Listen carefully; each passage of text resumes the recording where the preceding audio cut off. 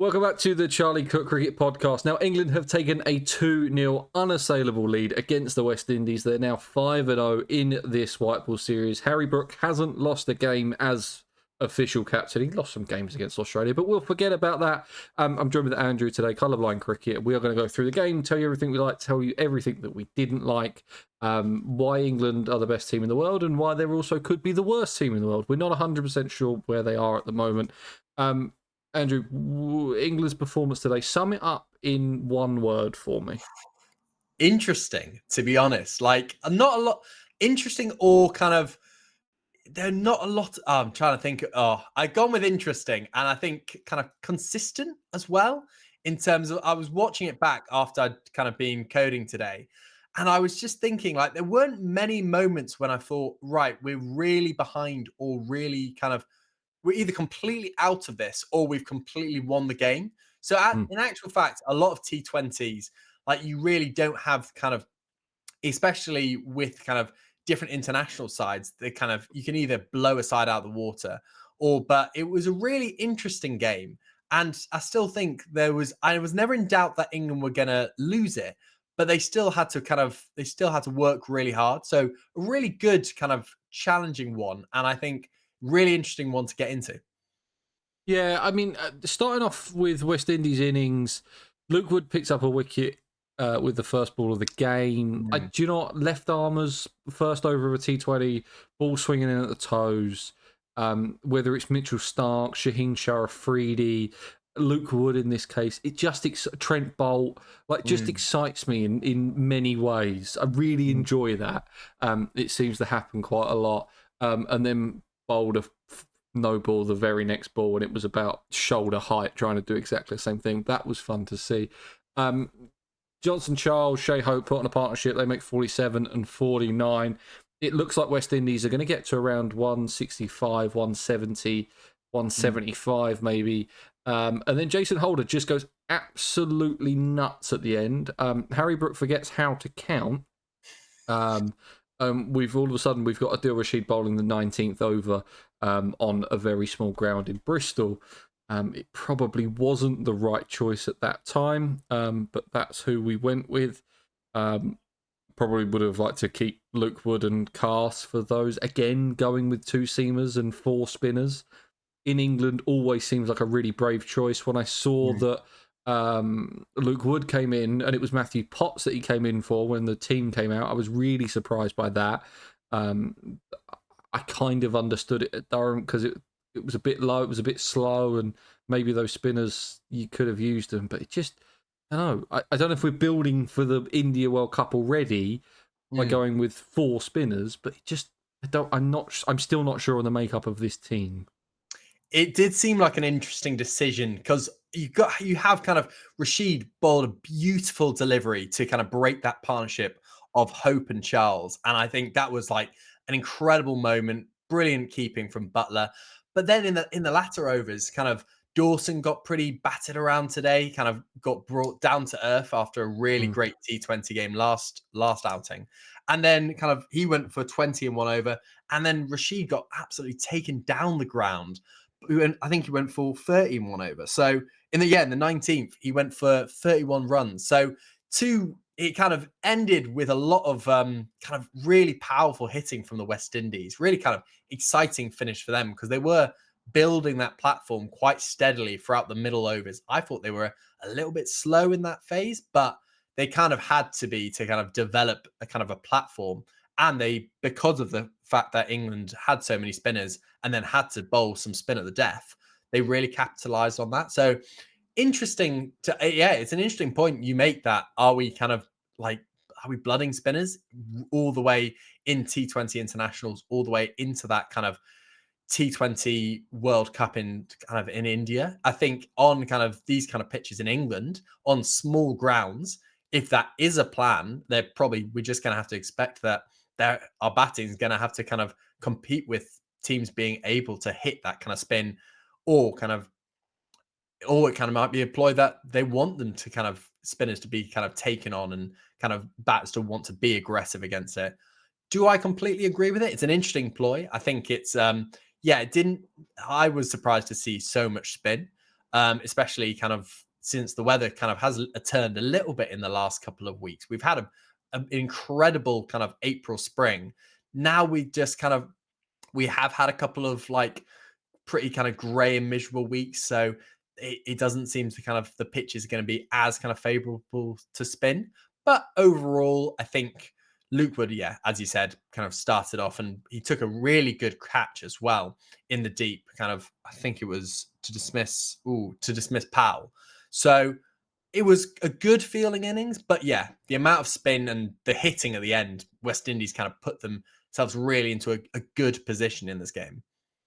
Yeah, they really did, and it was, I don't know, it felt like a mistake. It felt like a bit of a miscount having Rashid to bowl that 19th over. And it's probably going back to Brook being a little bit not naive, but still relatively young to the role and knowing who to bowl and when. I do get the feel that he's trying to do a little bit too much out there. Sometimes there's some of the fielding changes that just feel a little bit unnecessary. Some of the bowling changes just feel a little bit unnecessary. That's my only thing. But I think he's coming from the Ben Stokes school of captaincy, where everything's got to be happening at once. And it's almost like it was a little bit what Shane Warne did, of he'll take time out of the game and he'll say, no, I'm just going to move this fielder here and you're going to wait for me. Because I'm in control of the game. I think Stokes does that a lot.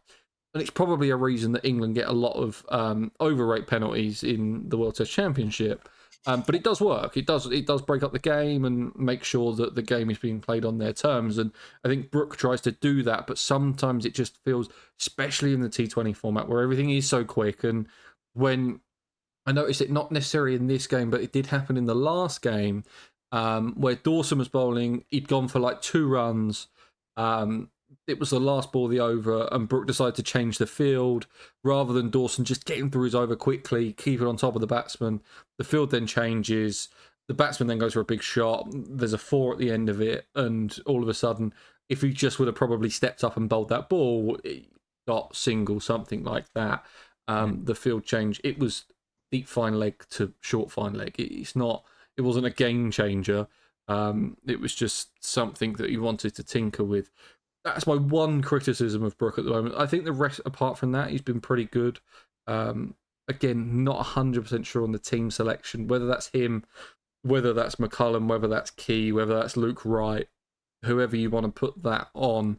I just think it needs another seamer. I think, especially if we're going to pick Dawson in the side, I think Dawson was carded to come in at 9 today.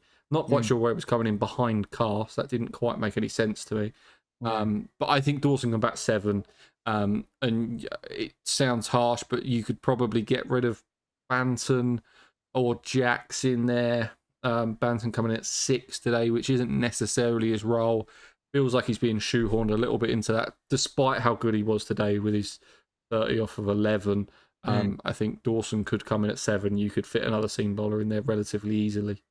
Do you think you'd keep Jacks in that position because what he gives with the ball over what Dawson gives? No, sorry, what Banton gives with the bat? Probably. I think they're very similar players. If I had to pick a batsman to bat for me, just on their batting, I'd probably pick Banton. But the fact that it's close enough that Jacks' bowling probably overtakes him slightly, with that Jackson-Bethel partnership as well. One turning the ball both ways for a bit part-time, so you can go with the matchups, and it's something that we're not picking Livingston now, so we do need that because we don't have the off-spin and the leg spin to turn away. So I think you probably want to keep those 2 in the middle orders because of their bowling. Unfortunately, it would be Banter that has to miss out if you do want to bring in an extra seamer.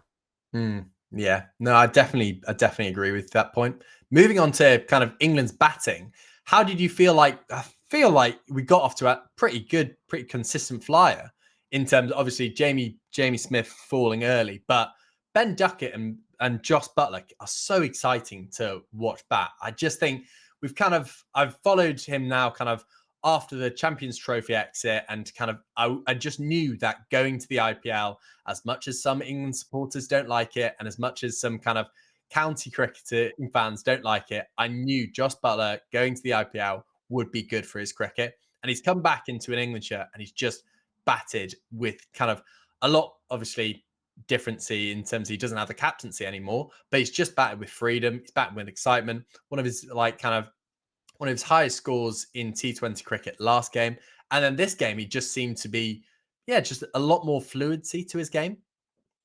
Yeah, and it looks like he's actually enjoying his cricket. I mean, I think that was the one thing that you really noticed when he was captain, is that he just wasn't enjoying his cricket. And it was a poison chalice taking over that captaincy. It really was. I mean, you're replacing England's best ever white ball captain, arguably the best white ball captain anyone's ever seen, in Owen Morgan, what he did from that team between 2015 and 2019. And then again, I mean, I know he wasn't necessarily the captain. Josh was the captain for that 2022 World Cup, but I mean, it was only 4 or 5 months after Morgan left. That was still Morgan's team. And I think it was just really tough to try and fill those shoes. So I'm not surprised that Josh failed, as bad as it sounds. He's our best ever white ball batter. There's no doubt about it. And just to see him enjoying his cricket again is just really exciting to see. And as you said, it looks more fluid. He's doing it with a smile on his face. I think there was one that he tried to ramp and it kind of came off the outside edge and went past slip. And I feel like if he was still captain, he'd be annoyed at himself, even though he got a 4. But there was a big grin on his face. And it's almost like you're just trying to make him happy. Because that's the best cricket that you get out of Josh, is when he's happy. I just don't. I think the captaincy was holding him back a bit. No, it's exciting to see him kind of at his best, and then him and Duckett just both have 2 players. Duckett's obviously, he's got really high ceiling, and he's kind of really showing that at the moment in all formats, which is kind of exciting to see. And just some of his reverse sweeps were just so strong. Like him reverse sweeping and then like ramping. Then you have Butler kind of going through the ramp shots, as well as being ridiculously strong down the ground. It kind of set them up for kind of a really good platform. But one of the things was the kind of West Indies did come back into it in a sense, like in around that 14th over.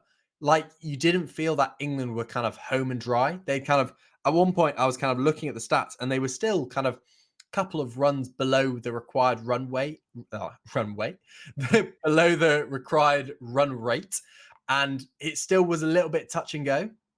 Yeah, I think what was it? Kind of the 12th, 13th over, they needed to go at kind of 10, 11 and over. And that always worries me, especially considering they'd lost. I think it was about when Harry Brook got out, so they were 4 down. The batting's relatively deep. I mean, as we said, Dawson coming in at 9. It's not necessarily a worry, but on the odds, I mean, the West Indies were favourite. They were like kind of 75% chance to win at that point, but it was Bethel and Bantam just power hitting their way to seeing England over the line. I thought they were both fantastic. I mean, Bethel's a talent, isn't he? He's just every time I watch him bat, he just looks great. He just looks great. I mean, there's the occasional bad. He did have a great game last game. We got stuck a little bit, but he's like 21. I mean, it's going to happen. He's got a whole career ahead of him. He just, when everything is firing, he just looks so good. I know it's only 26 off 10 today, but that's kind of the perfect T20 innings now, isn't it? The way that the world's gone, 40 off 30 doesn't win you games. 26 off 10 does. Because that's just how T20 cricket is. We've seen it in the IPL now. That's how you chase 200 scores. Yeah, it's a point that in Cricket 2.0 is that T20 is a lot of the time way more of a team game.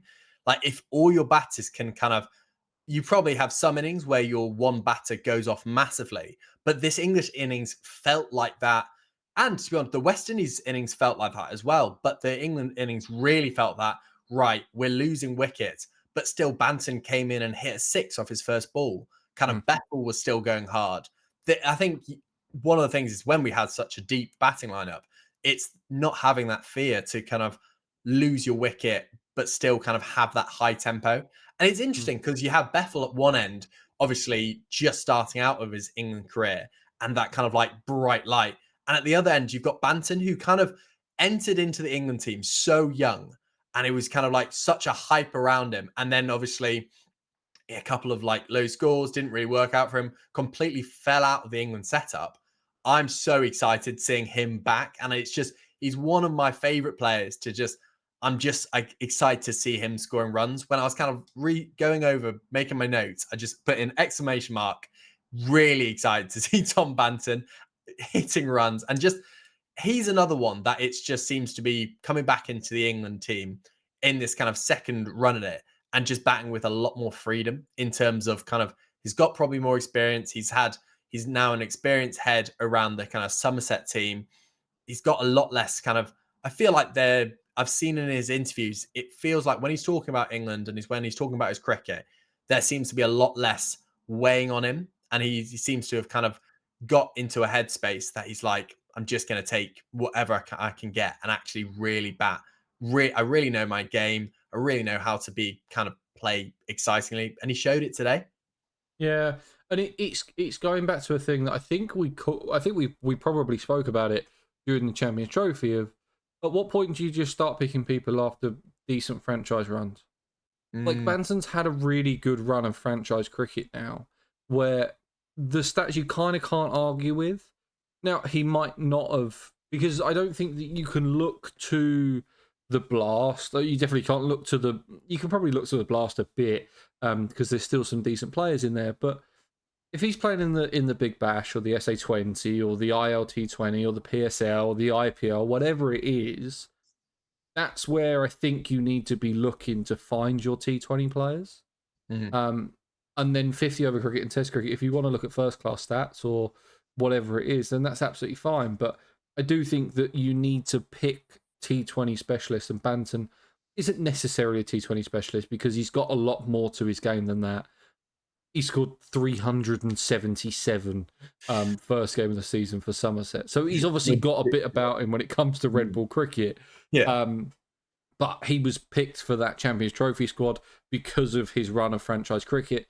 And I was at a point with this T20 team that I was like, well, let's just have a look who's playing really well in the SA20, in the ILT20, in the PSL, or whatever it is, and just pick those players. It doesn't Mm, necessarily have to be cohesive to kind of a plan, an overall plan that you have, but just pick the players that are in form, that are playing well, because mm, I think you get so much experience from these franchise cricket opportunities in the decent league. So not in the kind of Cayman Islands T10. I'm not expecting you to learn how to be an international cricketer in the Cayman Islands. I mean, that's for betting, money laundering, and a fiver in the back pocket. Um, but I think that's the way. I think we've got to look more to franchise cricket. I think England have been let down by that in the past before. mm. And I think it's interesting, kind of Bethel coming off the run of he's now in. Well, I don't think he didn't play a lot in that IPL winning RCB team, but he still contributed in a couple of innings.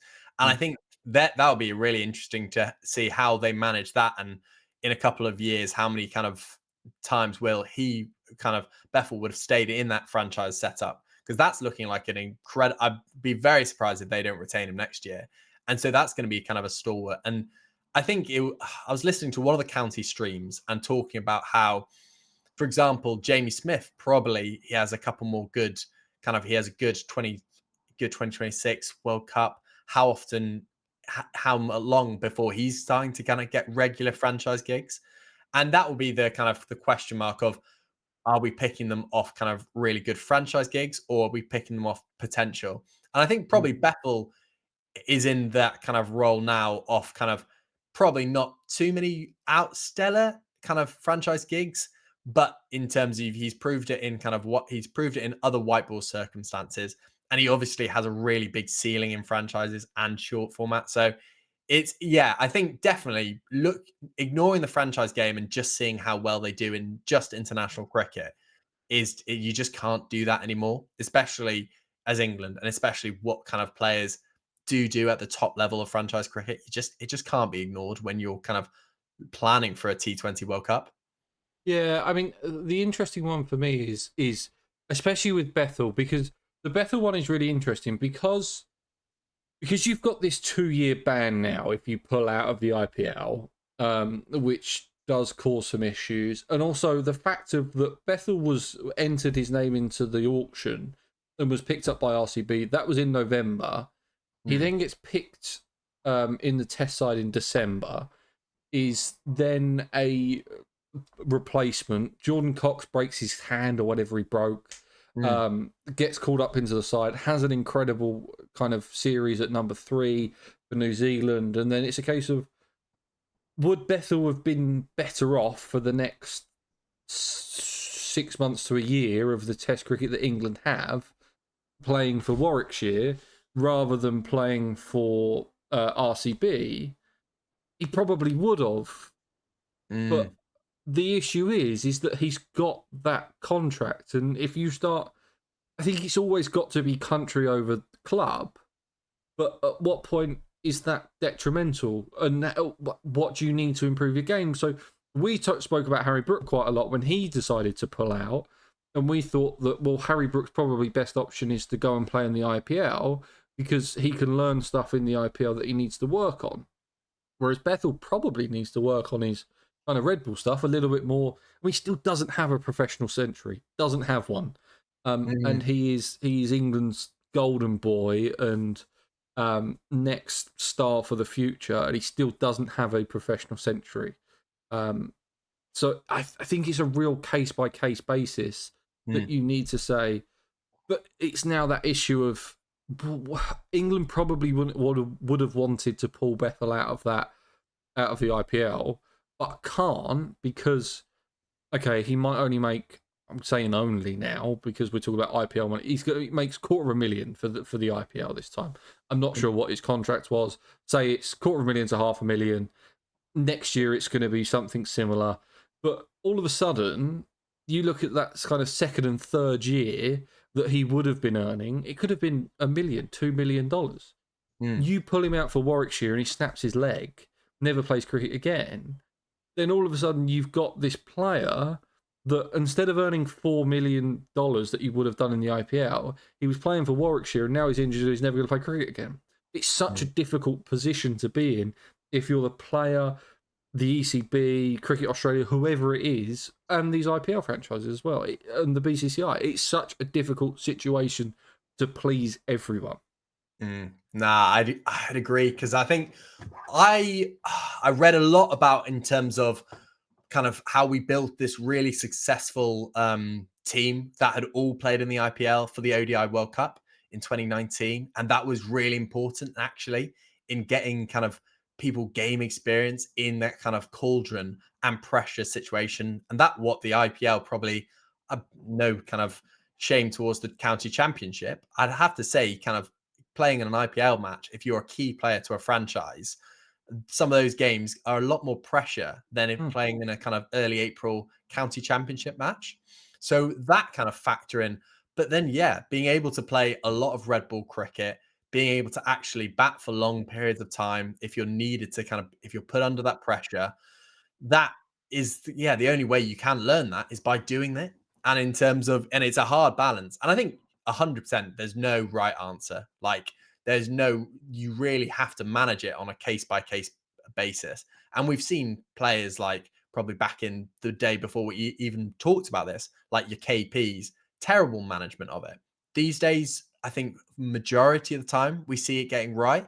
And probably you just see kind of the personal experience coming in with Harry Brooks, probably a lot more personal reasons and a lot more kind of reasons not directly resolved with kind of to do with cricket coming into that factor. Now he's taken on the captaincy. So in terms of managing his schedule, the IPL probably isn't ideal for him. So yeah, there's so many interest groups that you've got to work out. And obviously sports, kind of sportsmen and women, they're not going to be around forever. So they kind of, you're offering them for an 8-week tournament to go and earn millions. It's hard to turn down that. Mm. It's just, And yeah, it's a real complicated one. yeah, it's easier now that there's no cricket really on during the IPL. There's the start of the county championship. You might have the occasional international played Mm, between a couple of Ireland versus Afghanistan might yeah. play an ODI series or so, but there's not a lot. Mm, Um, and I just think that, and the reason that people had to pull out now for series and stuff is because there was that delay. There's not going to be that delay every year, mm, so it is going to get slightly better. But yeah, I just think it's such a difficult situation to be in, and that you do need to look at it a case by case basis. I mm, think if there wasn't that 2 year ban, now I think they would have pulled Bethel out of the IPL this year, mm, which would have been a shame because I don't, you don't know what he was doing for RCB. He only played the 2 games. mm. Whether he was knitting with Virat and learning all these different things, or whether he was just fetching him coffee in the morning, you don't know. Yeah. Um, And it, that's the interesting thing as well, because you then have you kind of have the grumblers and saying like, oh, he's only played 2 games in the IPL. He's just been bench warming. Whereas I'd probably think he's probably doing a lot more being in and around a franchise setup. But that's a kind of a massive individual thing. Like, for example, there are some players that go and do franchise gigs that come, or especially in the IPL, there's stories of players just being like net bowlers and stuff, or just kind of being really fringe, and you've got to work out. You're thinking like, oh, how useful is that to the player and the country versus the club in terms of the IPL club having that need for that backup. mm, It's an interesting one. I think Matthew Bretsky is one that didn't play a whole load of games in the IPL and kind of was that kind of backup overseas player. It'll be interesting to see kind of like if you talk to him in terms of it said, well, was being a fringe player in IPL a massively good, brilliant learning experience? And I think that is another case by case basis mm, because like having the best coaches around you for 8 weeks, even if like having different coaches as well from your international setup can only be a good thing. So yeah, it's a real conundrum. And I think I probably a lot of the time lean and kind of give a lot of benefits out for the IPL being a really good learning experience. But it would be stupid to not kind of admit that there are kind of downsides to players not, or for an individual basis, some players going to the IPL isn't ideal. no, Or franchise gigs in general, to be honest. It's not just the IPL. no. I mean, it is. It's the IPL is the only one that you could possibly think about missing an international game for, isn't it? Yeah, Really? that's a fair point. No, yeah, on reflection, probably you're not missing it. You're not missing a international game to play in the PSL, Big Bash, or even SA20. To be honest, yeah, Unless you're South African. Oh, yeah. thank you, Oh Heinrich God, Klaassen, for your retirement this week. I was about to say that is a whole kind of cauldron boiling over for South Africa at the moment because we've last when did Quinton de Kock only recently retired What from was it? It from was it after the was it the 22 World Cup? I thought it was even sooner. I thought it was only kind of Or maybe was it the 24 World Cup? might have been 24 World Cup, to be Was it honest. last year? Because I was watching a couple of different reactions to it, and yeah, we've got kind of it'll be interesting to see how kind of South Africa recover losing their key finisher from their kind of. I think it was kind of. I feel like it was bubbling though, because he hadn't been kind of given that central contract for kind of 2 years now. So it kind of, or he definitely had been kind of like kind of listed just to white ball stuff in my head. Hmm. So I kind of it didn't come as a massive shock to me, but I think yeah, I would if I was kind of like about to say being half South African, it is gutting to see that he won't be in the next World Cup. Yeah, so I think there was a statement that came out and said that he wanted to play the four franchises he wanted to play a year was the 100, the MLC, the IPL, and the SA20. Mm, And said, if I can't go and play in those four competitions, then I don't want to play for South Africa. mm. I think South Africa said, well, you can't go play in the MLC in the 100 because it was mainly the 100 because they are playing against Australia at the same time. Right. Um, so In they in South Africa. in Yeah. Australia, Oh, interesting. yeah, Okay. they're playing it in the north of Australia. Oh, fair. So they're playing cricket in August.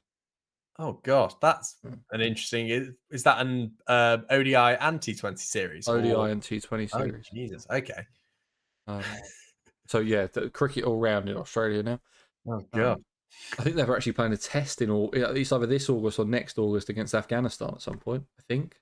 Which will get cancelled because of everything I else. was about to say, is that very much penciled in right now? That's I think they've done it in crayon. Yeah. I don't even think they've got the pencils out for that. No, I wouldn't be betting on that happening. No. Seeing the current political situation. Yeah, Pat Cummins has got a Gillette advert booked in for that test. I saw something about. I think he was on Clarkson's farm. He was in Clarkson's farm, yes. that Amazon synergy from kind of promoting the next series of the test. Yeah, so it's the Amazon Prime multiverse that they're now Yeah. Oh gosh. We've probably got a little bit too far away for the game. England chase down the total, over and a half left, 4 wickets remaining, and win the series. We go 2-0. It could be 3-0 coming to the last one, which I think is on Tuesday. I want to say it's Tuesday. It is Tuesday at the Rose Bowl, Ageas Bowl, Vitality Bowl. What do they call it now? Oh, I think it's no. I know this. It's the Utility Bowl. It's Utilita Bowl. Utilita, not That's utility. I've definitely said that wrong. When I was talking, I did a kind of a TikTok about how they have Brevis in their team for the Hawks, and I definitely called it the Utility instead of Utilita Bowl. So apologies, Hampshire fans, but that'll be an interesting and exciting one to round off the series. Yeah, I mean, I'm still old. I still call it the Rose Bowl. I remember it being built. I mean, Yeah. I'm showing my age a little bit now. Yeah, it's the Rose Bowl still for me.